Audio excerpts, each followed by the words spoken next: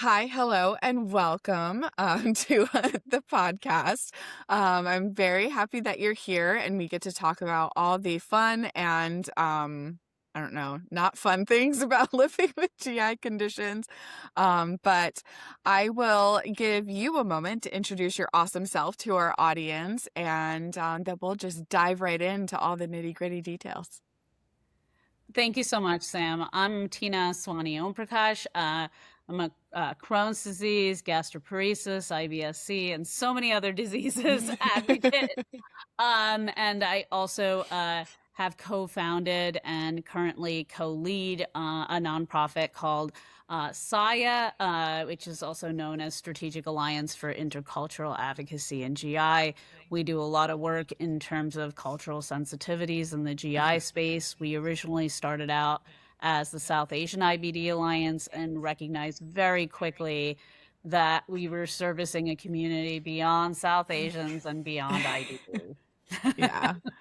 And anybody that follows our social media knows we love Saya over here. So, and all the work that you do. And you and I have known each other for, gosh, I don't even know how long at this point. And I know how strong of an advocate you are and how passionate you are about this. And so much of it, like with most of us, comes back to our diagnosis and our healthcare story and all the things that we've gone through that bring us like to these moments to say like, I want to do something about it. And I'm just so grateful that you're doing too much, as we were saying earlier. Aren't we all doing way too much while managing major chronic conditions? Mhm. No, really, thank you so much, Sam, for doing this and for highlighting some of the work that we're doing at SAIA. It means a lot. Mm.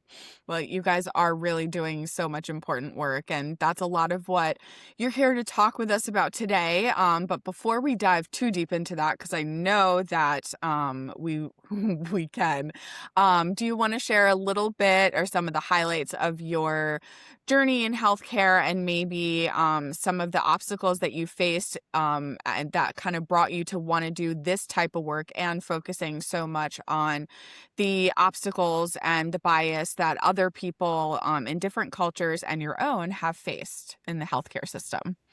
Really great question, Sam. So I guess my first foray into the healthcare space was because of inflammatory bowel disease. I've been living with Crohn's disease for 20 years, just about now. It's been a little over 20 years that I was diagnosed with initially ulcerative colitis, and then 6 years later, 5 years later, it was changed to Crohn's disease, Mm, that diagnosis. I do think I've been living with IBS-C my entire life. I have suffered same. with constipation ever since I can remember. And Same. then I think about 7 years ago, I was diagnosed with gastroparesis.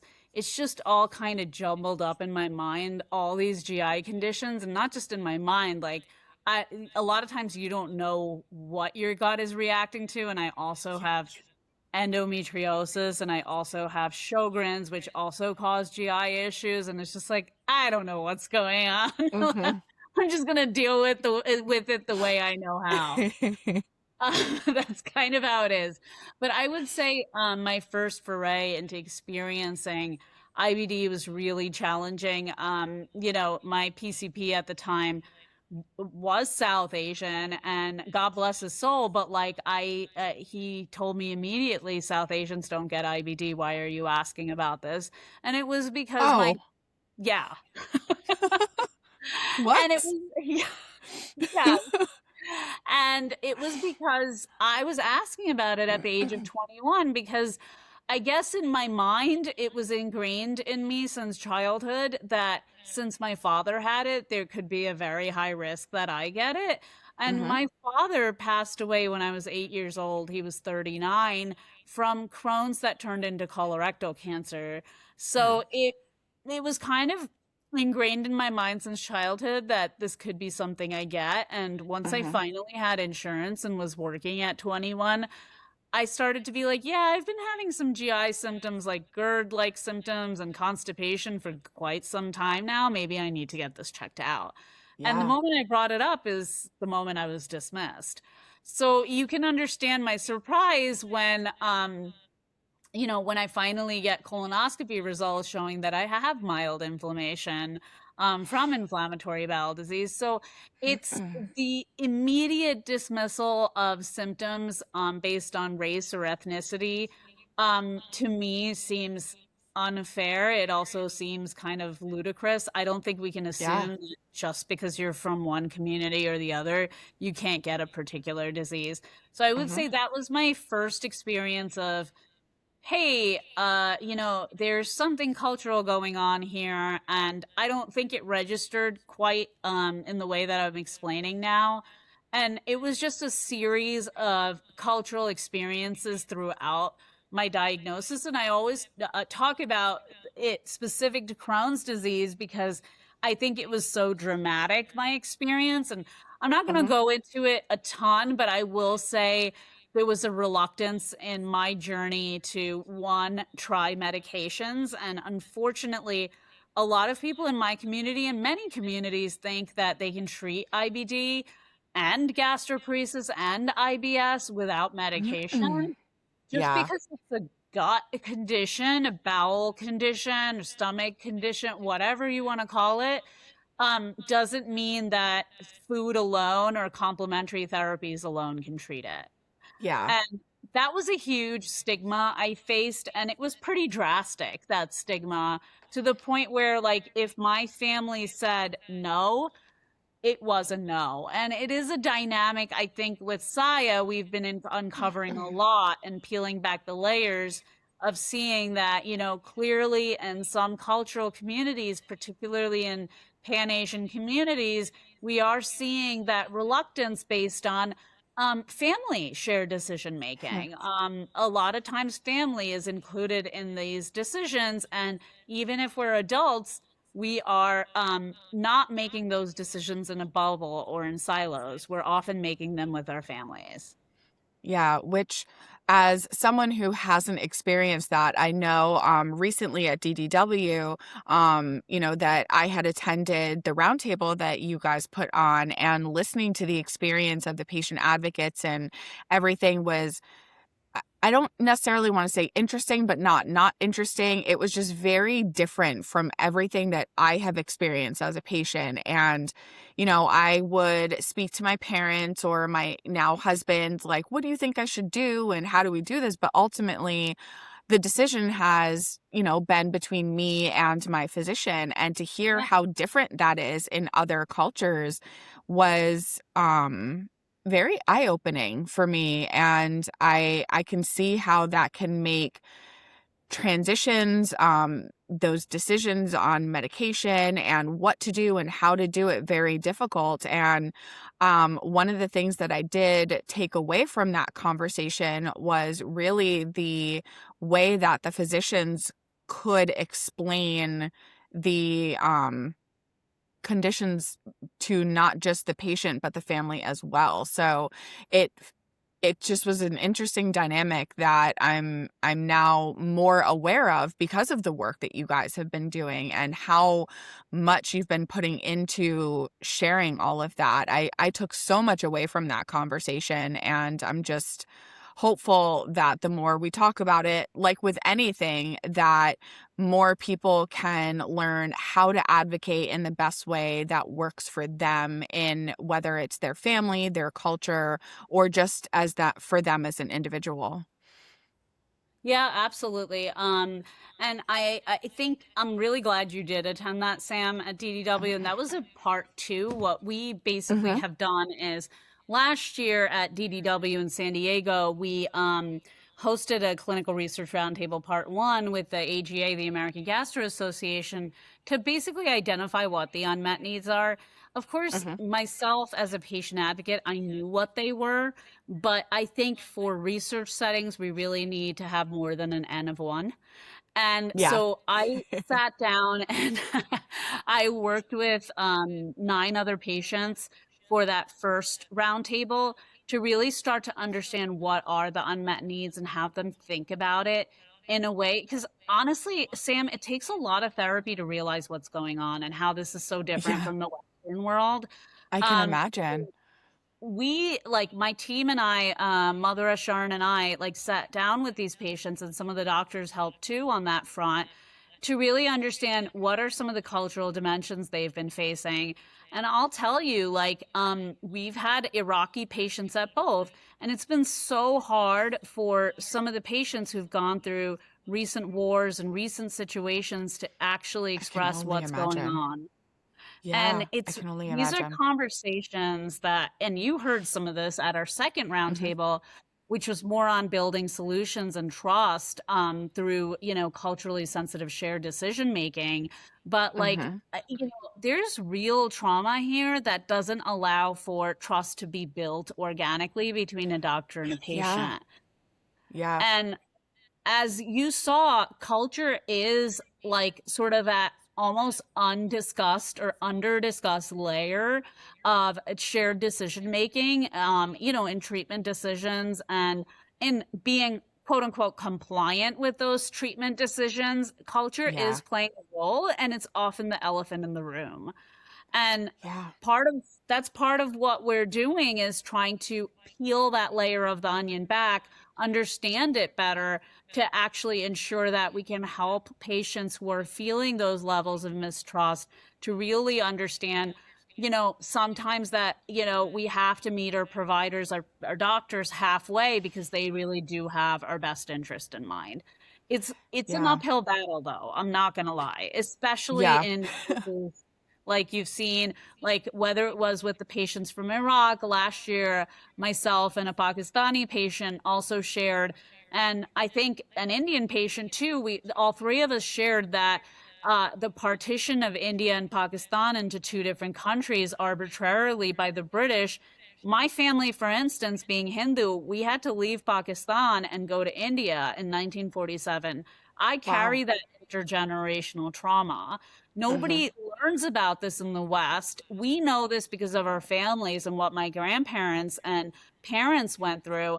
And that intergenerational trauma is still with me and also is part of my medical care. I Hmm. am literally deciding what medications I'm going on or if I'm going on medications because we feel like, the West didn't do us right in the first place. We lost everything during that partition. Hmm. Why would they do us right with our healthcare? Yeah. That's a terrifying thing to think of. And like, I'm not experiencing that, but just listening to you and hearing, your pieces of the story, what your family has gone through. And that's a small, small fraction of it. And I feel that I can feel I think like the passion, right, of wanting to make this known and in a way that's understandable for people to really hear why decisions happen the way they are, why, different cultures feel the way they do, and what can we do about it. I know coming out of your event, I sat there and was like frivolously writing notes. When I got done, I said to my husband, I'm like, I have so many notes to go over because I couldn't keep up with all of the things that I wanted to remember to come back to, because we have people in our community that are from all over. We know as patients that, like you said so eloquently in the beginning, that like it's not that it doesn't matter where you're from, but disease might be more prevalent in certain Yeah, cultures and in certain places of the world, but that doesn't mean that another culture can't get that disease or they don't live with yeah, it. So when I see this now and I are seeing more people coming in with different issues, these different, you're talking about trauma informed care and that generational trauma that they're coming in, and people are coming with trust issues. And I see this and I'm like, I have so much work to do. And if I feel that way, I can only imagine what work like the system behind me, right? The one that we're trying to change has so much work to do. And I'm hopeful to the changes. Like it never moves as fast as we want it to.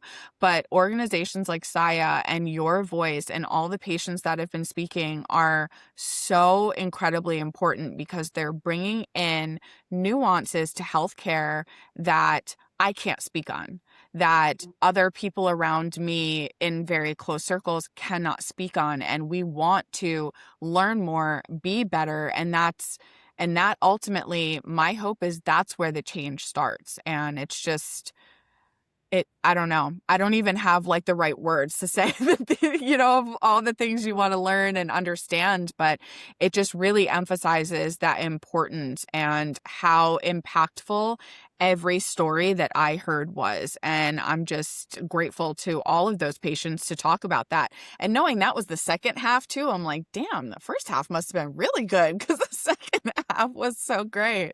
Oh, thank you. No, I really appreciate that, Sam. I'm really actually very glad you attended, Sam, that roundtable because it's sort of setting the stage for why Saya exists and Yes. what work we have to do from here Hmm. on out.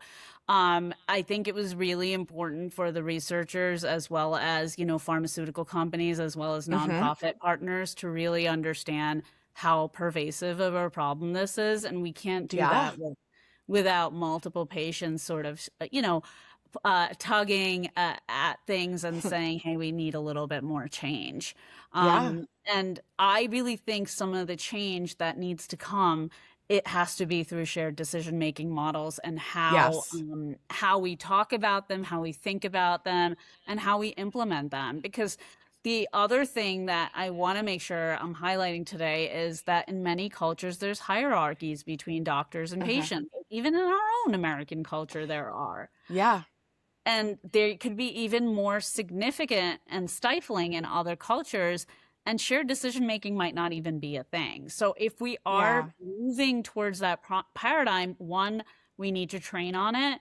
Two, we Hmm. need to train on it in a culturally sensitive way and really consider people's backgrounds because based on their background, they're making treatment decisions. Yeah. Yeah. And that's something that I think, again, I haven't experienced, but looking at the conversations that are coming now from the physicians, experts, and people in the field that we're now having conversations with that are younger, around Yeah. more our generation, and we're having these conversations. And I see like light bulbs go off, right? Where Yep. someone's Yep. like, tell me more about that, or they're the ones now training the next generation. So I Yep. feel hopeful as we have more conversations, we're learning more, there's more interest, there's more learning happening. But it's frustrating that we can't just say do it now, like fix it now, let's put all the pieces together, like we know what we need, let's go. And it is frustrating with that added bonus layer of what you're dealing with, what you're feeling.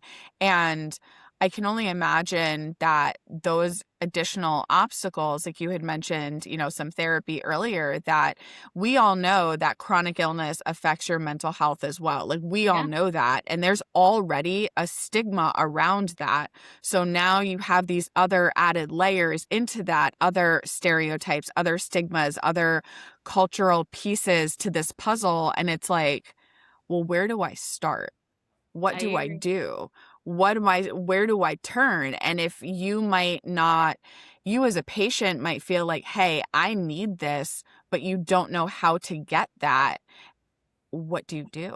Where are those Exactly. resources? And I can see that that's a lot of the conversation that you guys are having already and continuing to have, to be that space for people to go to, because you are culturally sensitive, even if it's not the same, culture that you are in or that you have experience with. You are sensitive to that and open and honoring what these needs are of people coming to you saying, I don't know where to turn, but you look like a safe space. And that's what Exactly. we're hoping for the gastroparesis community, that we can be that safe space as well.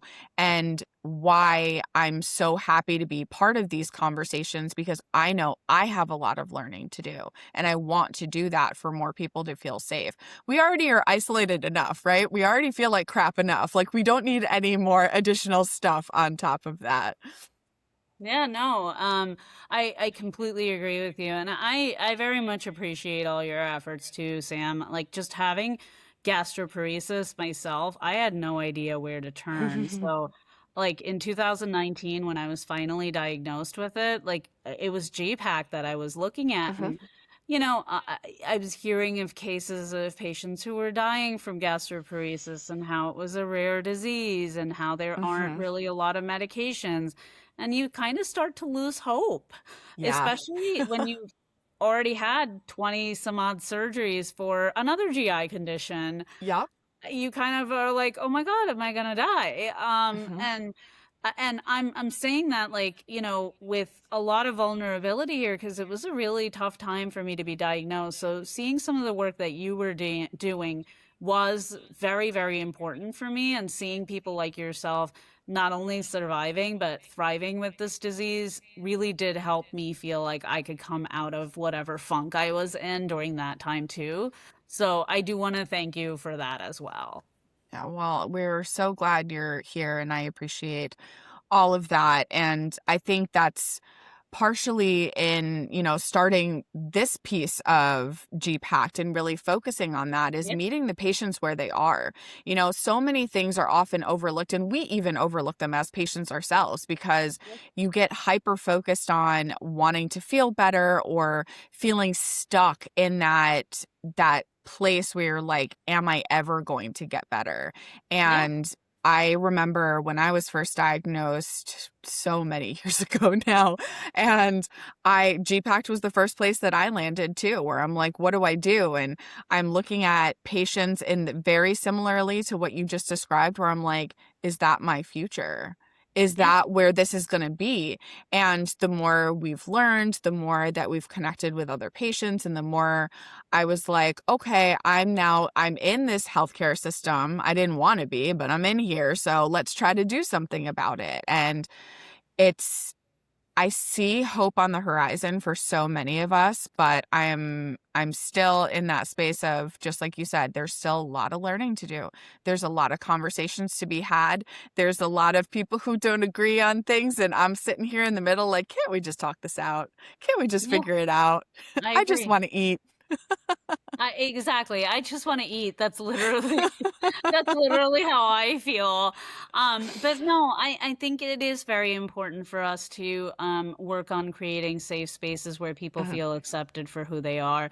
And I will tell you, Sam, when I first started doing this work, it was through my blog, Own Your Mhm. Crohn's, which I hadn't mentioned until now. But the reality is that's where I started, but it was really hard for me. And that's the I other thing bet. I wanted to highlight today is I think there's so much stigma and shame around GI conditions. IBD is one of many. And Mhm. I think, just given the nature of all the medical trauma and stuff I experienced, and also the amount of shame that comes on your family when you disclose that you have this condition, especially as a Yeah. female, Yeah. it really reduces your worth, right? But Yeah. in in some of our Asian cultures and other cultures as well, there's this focus on the collective, on the family over the singular individual. And Mhm. so, a lot of times you have to think about, if you disclose that you have this illness, not just about whether or not you're going to get that job. Is your sister or brother going to get married if you have a Mhm. condition? Are you going to get married? Like, these are all things that, the community ruminates about and the collective talks about and thinks about. And you have to think about how the collective is going to view things. And it is often something that I hear in our community. And it took me a long time to decide to even share. It took 12 years after my Wow. diagnosis. So, I was diagnosed in January 2006. I didn't actually start sharing until March 2018. So, Wow.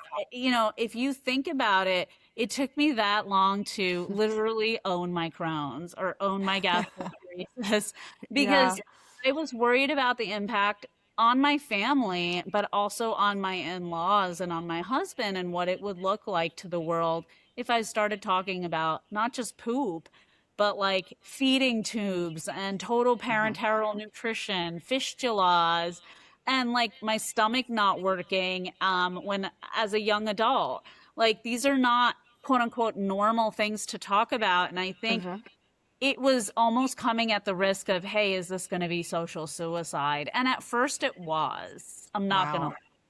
Yeah. So I do bring that up because I feel like a lot has been done through your efforts, my efforts, many people from the community's efforts to destigmatize GI conditions. But Mhm. anytime you involve the bowels or the stomach, it's just like, ew, what are you talking about? Yeah. And so it's a big step forward, and I'm really proud of us, especially over these last 10 years, for having destigmatized these conditions. Social media has been a powerful tool, but Absolutely. it's taken a lot of effort to get to hot girls have IBS. You know what I mean? Yeah, hot girls poop. Like when I've seen these things, I'm like, this is amazing. Like I feel so at home with this. Like, can I have a t-shirt? Like I Exactly.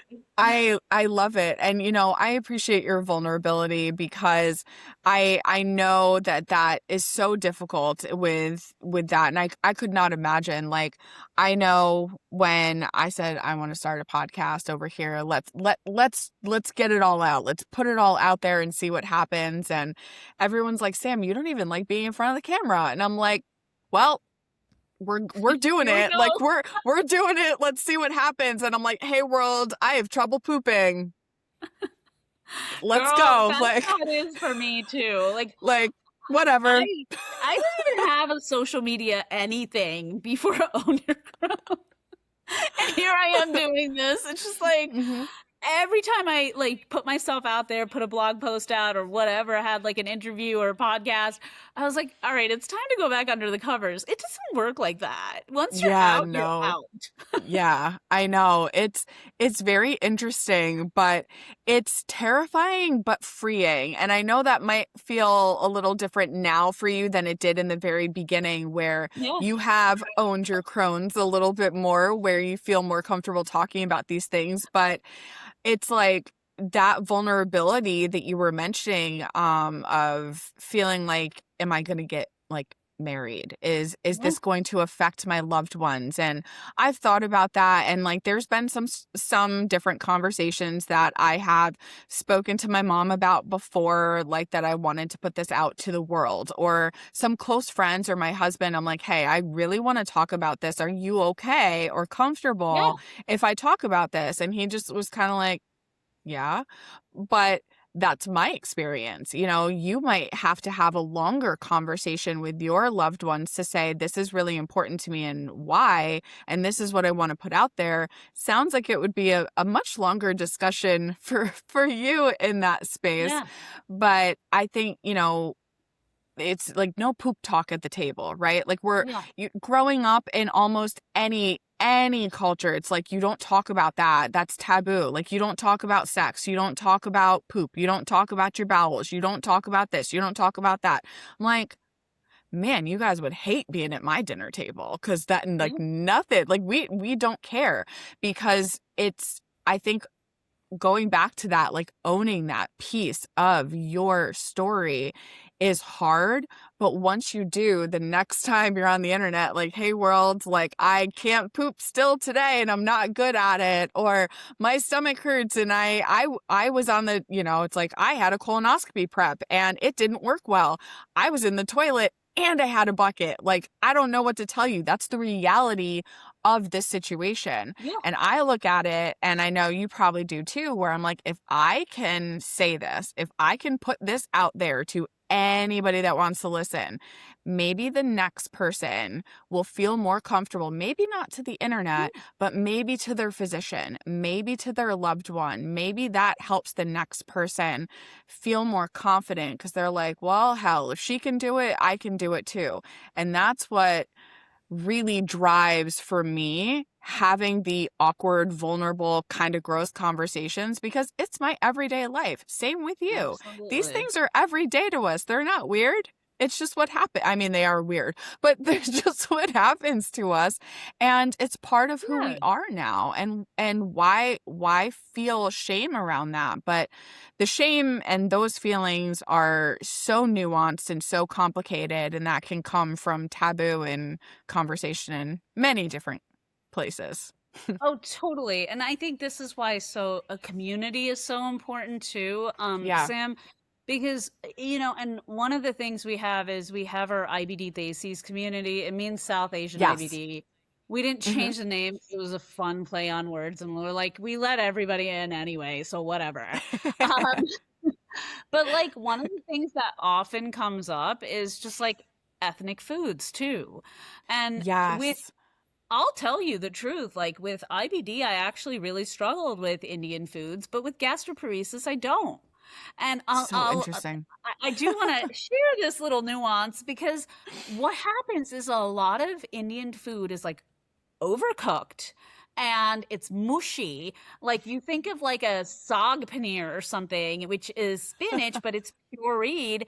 And then Hmm. there's paneer, like cheese chunks in it. So it's like one of those things that actually goes through me okay. And I don't use tons of oil in my food or tons of butter in my food, but I Hmm. actually do okay with like Indian foods now with a little bit of spice because the spice helps push things through, in my opinion. It's Yeah. less constipating for me. And then because we puree so many different vegetables anyway or cook them to death, it's almost working to my advantage now that my IBD is in remission. So this is like Yeah. an interesting nuance that's come up with gastroparesis.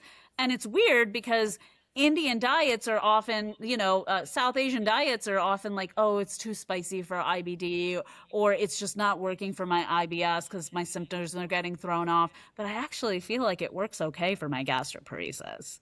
Wow. So That's I've been learning so to interesting. play with that balance of things in terms of ethnic diets, just to put that out Hmm. there.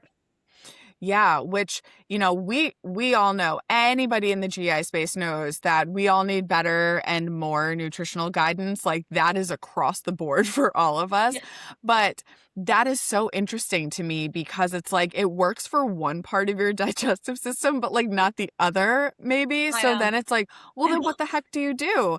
And food in many cultures is so important. Like you go to an event, food, you go here, food, you go Yeah, here, food, and then different spices, different taste, textures. That's the word I was looking yeah, for textures. on food, where it's like texture A works really well in my stomach, but it doesn't go through the rest of me and it'll constipate me. So then you're like, okay, well, spice B is hate my stomach hates it, but once it's out of my stomach, I do okay with it. What? Like, so then what do you do? And then Yeah. it just adds this extra layer of complication. But it sounds like, at least for right now, you're figuring it out, trying Mhm. to take a little bit at a time, but it all goes into trial and error and understanding how food works and Yeah. what foods and spices are important to you, to keep in your diet to the best of your ability anyway. Totally. And like, I'll give you another example. Like, I remember when I first got diagnosed with gastroparesis, I met with a dietitian. She didn't really understand my ethnic foods. That's a whole other story in terms of cultural competence. But at the same time, like, she was like, it would be good if you could do more soups. Hmm. And things that are like more easily digestible so that it Yeah. can go through your stomach a little bit more easily. So one of the things that's pretty common in our Indian culture is eating dal, which is a type of lentil, which I Hmm. get questions and comments on my social media all the time. How do you eat lentils? So what I do is I soak them overnight, so like Hmm. 12 hours. Then I throw them in the Instant Pot and cook them to death such that the lentils are completely mashed. And then I will throw vegetables in there like your squashes or your Hmm. potatoes or like pumpkin, like whatever, carrots, and I throw like turmeric and like salt, of course, and different kinds of like non-spicy spices like cumin Hmm. and stuff and coriander, and I'm able to have that soup because the vegetables are really soft, and then the dal, the lentils, are a good form of protein. And people are like, Yeah. so how do you prevent getting gas? And I'm like, I add things like for gastroparesis, usually ginger, which helps with Hmm. motility, is something that I use. So like shredded ginger. So I will throw that in too to help prevent too much gas and to allow things to move properly with the motility issues we have. And so Yeah. things like that would not have worked for me with active IBD now work for me with gastroparesis while my IBD is calmer. Mhm. Um, and I am able to eat in that way, and that's how I've put on weight. So Yeah. it's stuff like that I've been doing while like understanding from an American perspective, the diet and sort of integrating it into my ethnic diet, some of those practices. But it takes a Yeah. lot of trial and error. Yeah, which now I want you to make me that soup. So it sounded delicious. Come on over. Like you're not that far away. I'll see you in a couple hours. It's and it's so funny because you see like the generalized gastroparesis diet. It's like, what the hell do I eat? Do I just Yeah, sit here and like breathe in air? Like what do I do? I So know. it's so interesting when people are like, don't eat like fat and fiber. And yes, it's not recommended to have too much of that, but it's so variable. And what you just described is absolute proof of that it's so variable person to person, and why the nutrition education alone is so important. And then you add the other pieces of that, of what's important to you and your diet. What's your favorite food? How do we incorporate that? Yeah, What are the cultural foods that are important to you, and how can we find a way that works? And you just explained how to do that like so well. It sucks that it takes trial and error and it doesn't happen overnight to get there, but it's figure outable. yes. It just takes time, and it doesn't it's frustrating. And when you have these competing, GI conditions that don't Literally. work, the same foods don't work for one, doesn't work for all, and then you're sitting there, you're like, okay, now what do I eat? Like, Yeah. what do I do? And It's it's it's such hard. a thing. It's such a thing, and I would say, the more culturally sensitive GI dietitians we can Mhm. have who can understand not just Indian or South Asian food, but other cuisines and how Mhm. to, give patients creative ideas and recipes. I think that would be a game changer across Yeah. GI conditions. And I also think that one, things like that are so heavily customizable that Yeah. we need to also feel empowered to make those changes ourselves. There is Mhm. so much fear around food, and I've Yeah. had it too. I've lived Same. with a lot of trauma around food. It's really hard. To be creative when you feel completely down in the dumps because of your situation. Like you said, I Yeah. just want to eat. Girls just want Yeah. to eat. Yeah. Like, come on, man. Is that too much to ask for? Clearly it is. Yeah. Um, I know. I know. Sometimes it takes like that amount of empowerment through a GI dietitian to help us Mhm. get there. And sometimes, just being discharged from the hospital, being told, like, oh, eat white bread and eat bananas and eat like soft mashed potatoes. Like, how is that Mhm. culturally sensitive, right? And I get it. They have to give everybody just like, some kind of blank worksheet to Something. work off of. Yeah. Yeah. So but I really think it would be a game changer to have more dietitians who can advise on things like this, but not just Yeah. that. Like, I really have to credit my mom for helping me with a lot of this, because if it wasn't for her support, like, I wouldn't have these creative ideas in my brain Mm. of what I can and That's cannot so eat. awesome. That's Yeah. so awesome.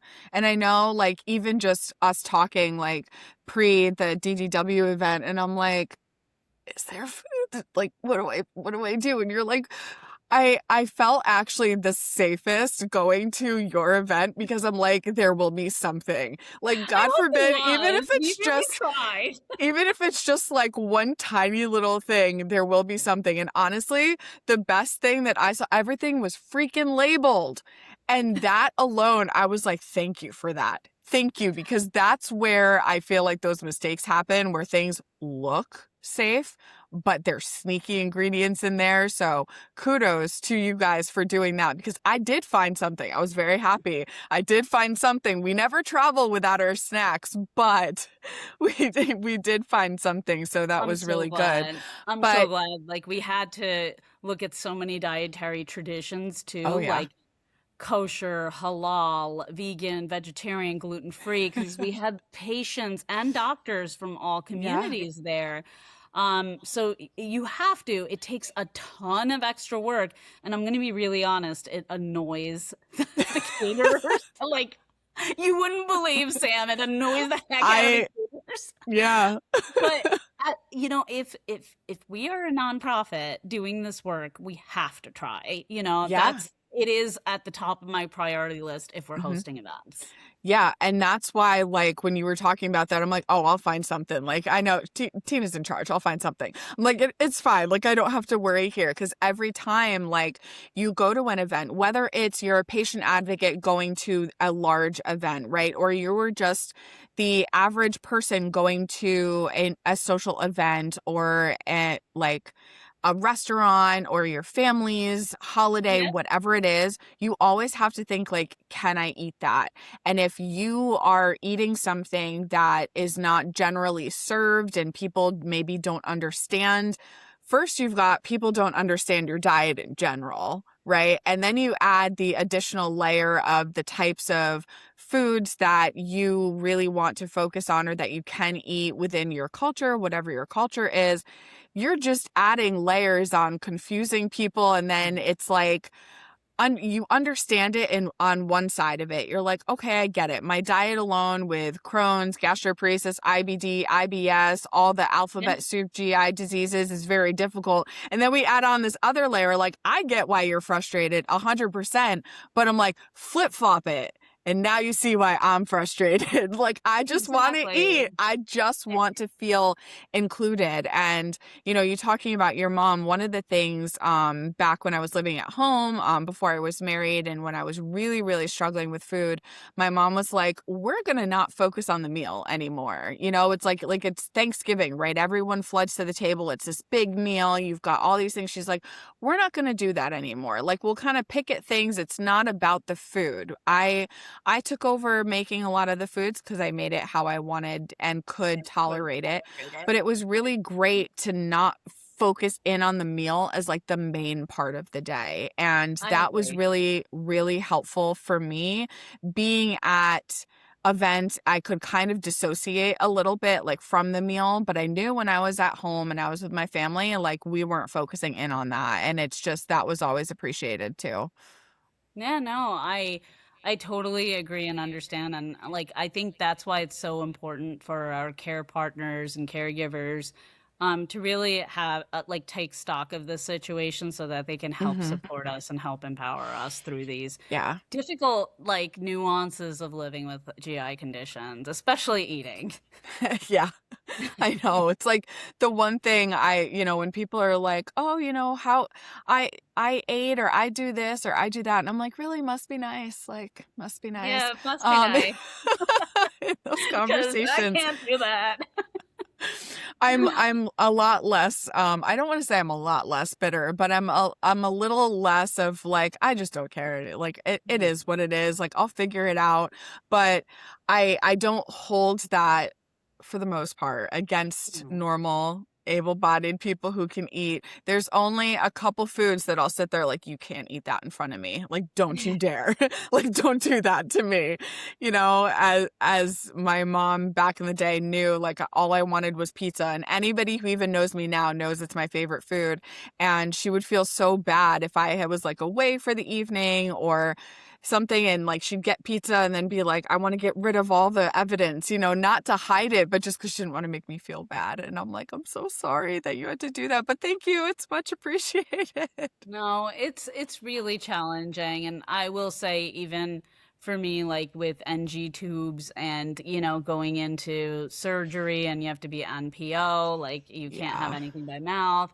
Like my family's tried really hard to, eat outside the hospital room and not in front of my Hmm. face. It really helps to have supportive people around you who can be empathetic enough to not do things to trigger our food fears and our, trauma around food even more, if that makes sense. Yeah, it does. And I think going back to what you said earlier about community too is why that's so important, because we all know you don't get it till you get it. So when you get And around other people that do get it, even though, we might not have the same journeys, we might not be able to eat the same foods, we might not be in the same place, but it's like, you too? Yeah, me too. Like, and you yeah, just get in that place where you can really understand another person, even if you haven't walked a mile in their shoes. You've walked a mile in shoes similar to theirs.